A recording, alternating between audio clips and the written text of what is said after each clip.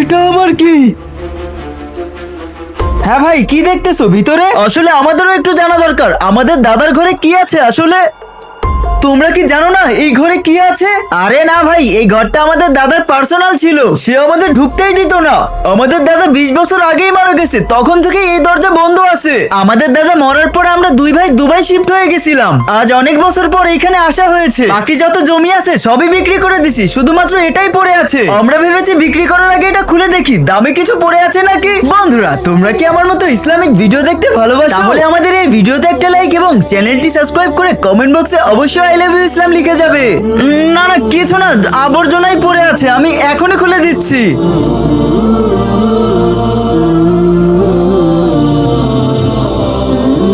বাবারে বাবা, সোনা আর সোনাই তো ভরা রয়েছে এই ঘরের ভিতরে। ভাই কি দেখতেছো, কাজ করো না। হ্যাঁ হ্যাঁ ভাই, করতেছি। এত সোনা হাত থেকে বের করা যাবে না, একটা না একটা বুদ্ধি তো বেরই করতে হবে। সাহেব, এগুলো অনেক আগের তালা, এগুলো এভাবে ভাঙা যাবে না। কি সময় নষ্ট করতেছেন, এভাবেই এটাকে বিক্রি করে দেন। আমাদের কাছে অনেক সময় আছে, তুই এটাকে খোলতো। আর এমনিতেও এটা কেনার জন্য কোনো ক্লায়েন্ট নেই আমাদের কাছে। আরে সাহেব, আমার কথা শুনেন, এইদিকে আসেন। বন্ধুরা, এই ভিডিও নেক্সট পার্ট দেখতে চাইলে আমাদের চ্যানেলটি সাবস্ক্রাইব করে রাখো।